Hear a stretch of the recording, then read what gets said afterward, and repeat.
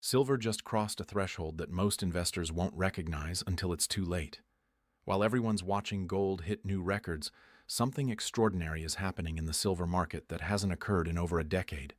The metal that's been called poor man's gold is quietly positioning itself for a move that could redefine wealth preservation for an entire generation.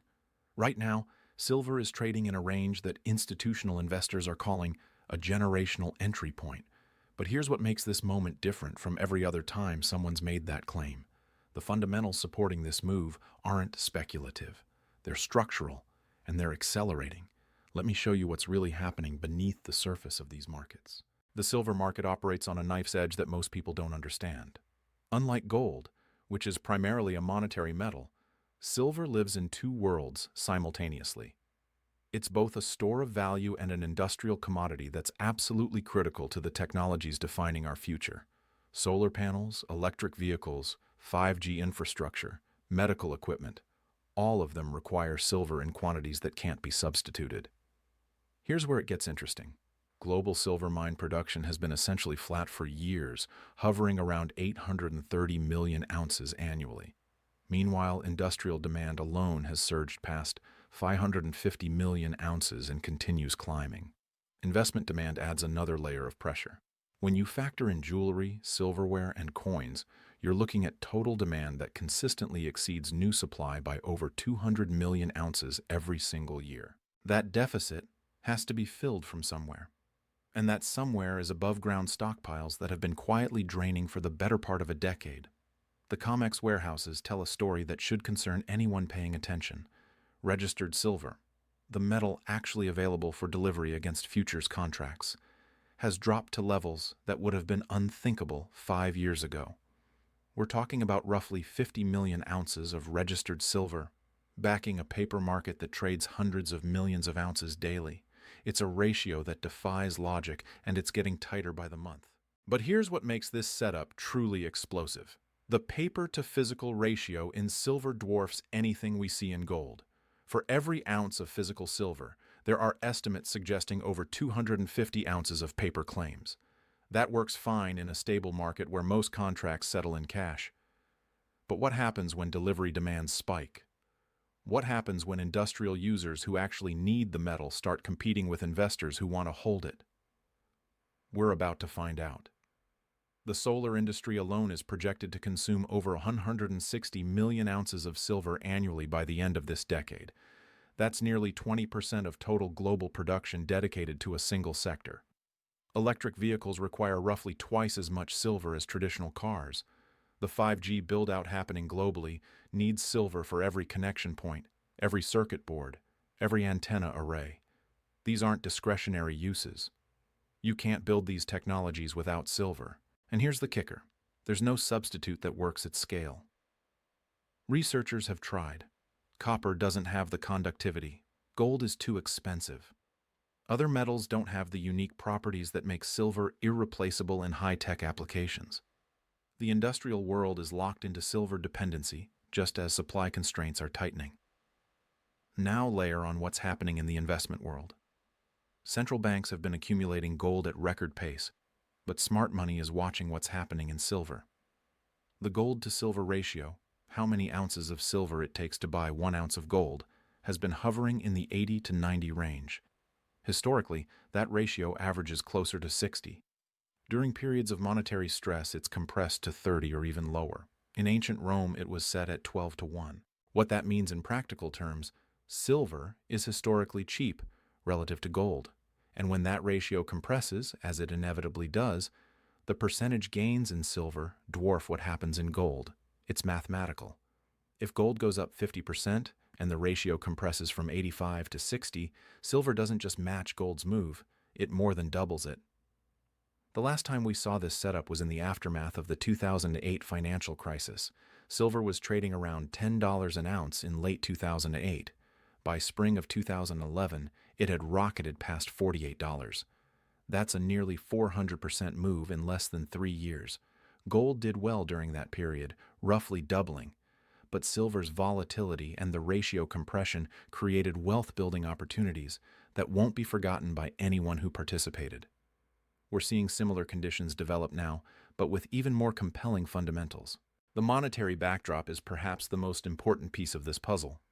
When central banks print currency at unprecedented rates, when government debt spirals into territories that can never be repaid in today's dollars, when the purchasing power of savings accounts evaporates under persistent inflation, that's when people remember why precious metals exist. Silver has been money for over 4,000 years. It's mentioned in the Bible. It financed empires. It was the backbone of American currency until 1964. The reason it worked as money for millennia is the same reason it works now. You can't print it. You can't create it with a keystroke, and its supply is limited by geology and mining economics. Quick aside here, if you're sitting on significant retirement savings, over $100,000 in traditional accounts, there's a strategy worth understanding. Gold IRAs allow you to hold physical precious metals in a tax-advantaged retirement account. I put together a comprehensive guide on how this works, the rules around it, and what to watch out for. It's linked in the description. No obligation, just information that might be relevant to your situation. Worth a look if you're thinking about diversification beyond paper assets. Back to what's driving this market right now. The supply side of silver has problems that aren't getting solved anytime soon. Most silver, roughly 70%, comes as a byproduct of mining other metals like copper, lead, and zinc. That means silver production is tied to the economics of those base metals. When copper prices are weak, mines slow down or shut down, and silver production drops as a consequence. Miners can't just produce more silver in response to higher silver prices the way they might with a primary metal. Primary silver mines exist, but they're relatively rare and expensive to operate. The average all-in sustaining cost for silver production is estimated around $20 per ounce. At current prices hovering in the high 20s to low 30s, margins are decent but not spectacular. There's no gold rush of new silver mine development.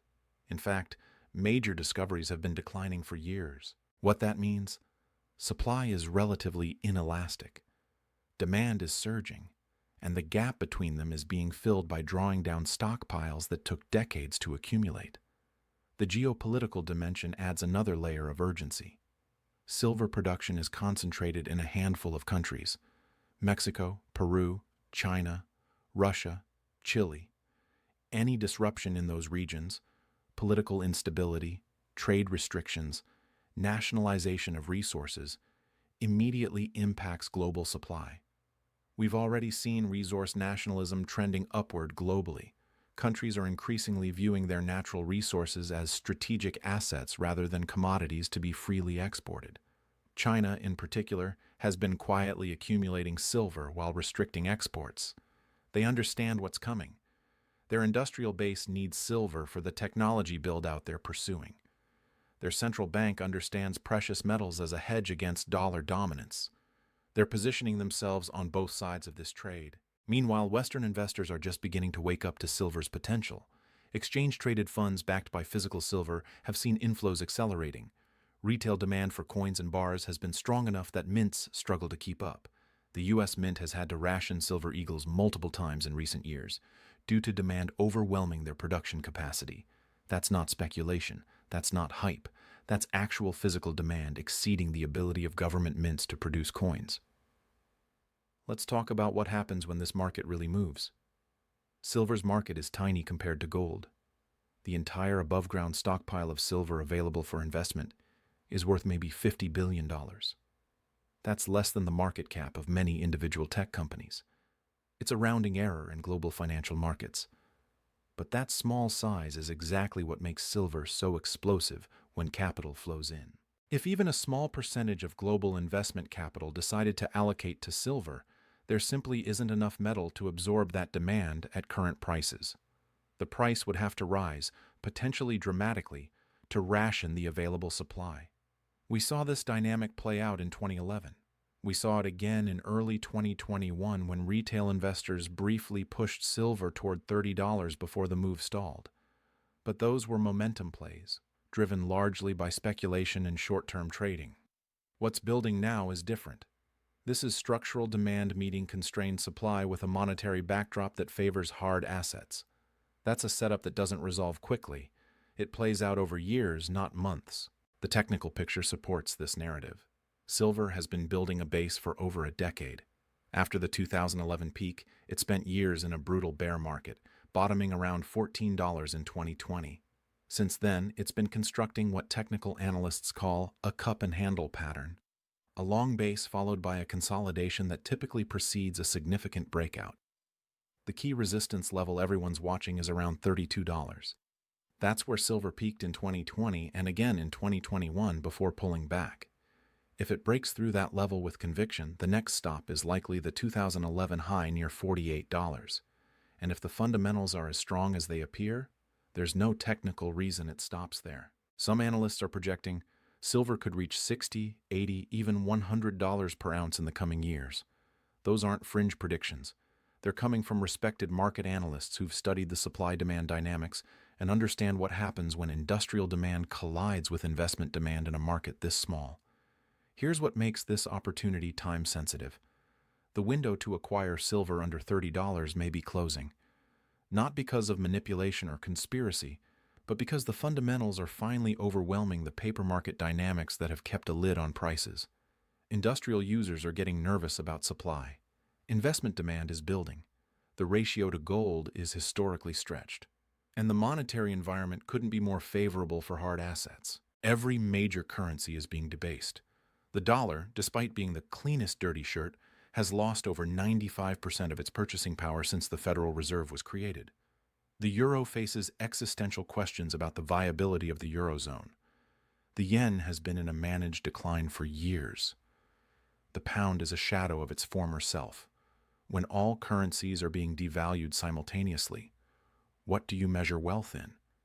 That's the question that's driving the quiet accumulation happening in precious metals. It's not about getting rich quick. It's about preserving purchasing power across time. It's about having a portion of your wealth in something that can't be printed, can't be hacked, can't be frozen by a government decree. Silver offers that protection with the added benefit of industrial demand that's only going to intensify. It's the rare asset that serves both as a monetary hedge and a critical industrial input. That dual nature is what makes it so compelling at current valuations. The smart money isn't waiting for confirmation. They're not waiting for silver to break $40 or $50 before they act. They understand that by the time the move is obvious to everyone, the easy gains are gone.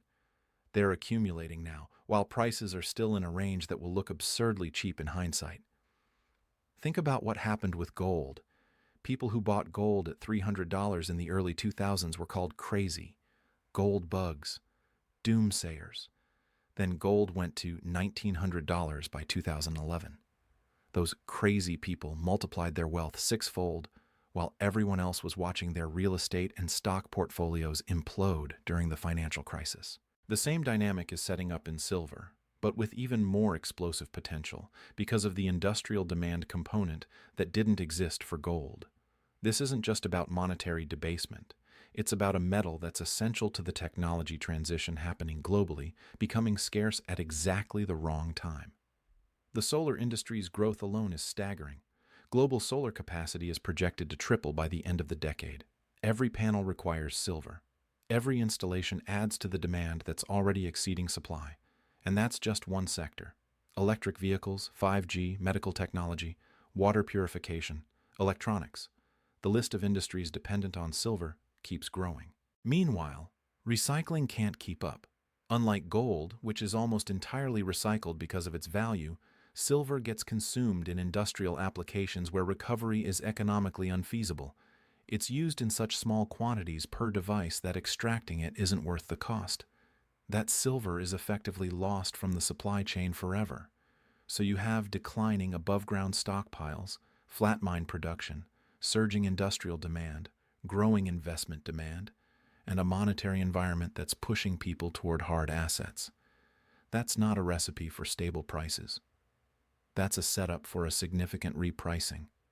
The question isn't whether silver will move higher. The question is whether you'll position yourself before the move becomes obvious to everyone else.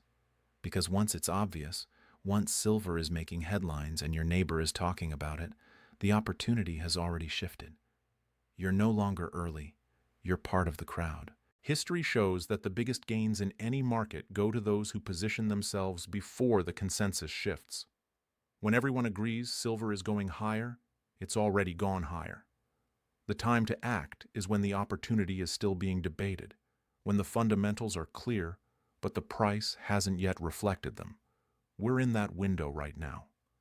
Silver under $30, with the setup we're seeing, is an opportunity that won't last, not because of hype or promotion, but because the math doesn't work at these prices, given what's happening on both the supply and demand sides of the equation. The industrial users know this. They're securing long-term supply contracts. They're building strategic stockpiles. They understand that if silver spikes to $50 or $60, their production costs go up dramatically. So they're locking in supply now, at prices that still make economic sense. Institutional investors are starting to pay attention. The same funds that piled into gold are looking at silver's fundamentals and seeing an asymmetric opportunity. The downside is limited. Silver has industrial value that puts a floor under prices. The upside is substantial if even a fraction of the capital that flows into gold decides to diversify into silver.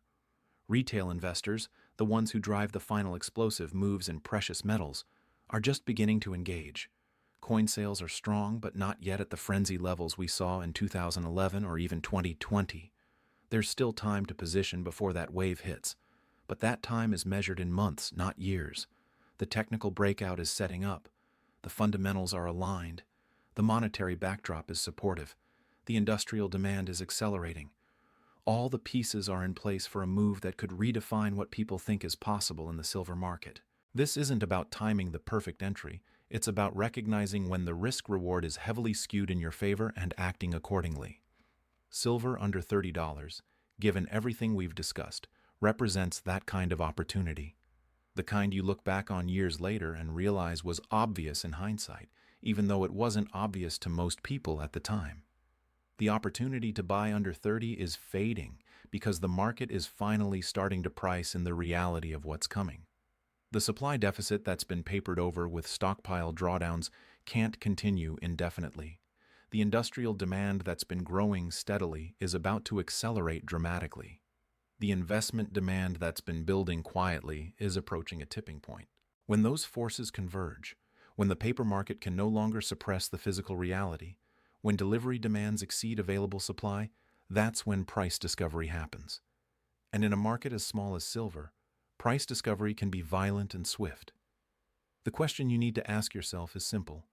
Do you want to be positioned before that happens, or do you want to be chasing the move after it's already underway? Because once silver breaks out above its decade-long resistance, once it starts making new highs, the psychology shifts. What seemed expensive at 30 suddenly looks cheap at 50. What looked risky at current levels looks like the opportunity of a lifetime in the rearview mirror. That's how these moves work. They seem impossible until they're inevitable. They seem overvalued until they're undervalued at twice the price. The people who profit are the ones who understand the fundamentals, recognize the setup, and act before the consensus catches up. Silver is giving you that opportunity right now. The fundamentals are clear. The setup is obvious to anyone willing to look. The only question is whether you'll act on it while the opportunity still exists, or whether you'll watch from the sidelines and wonder what might have been when silver is trading at levels that make today's prices look like a gift. The choice is yours, but the window is closing, and once it closes, it won't reopen at these levels. That's not a prediction.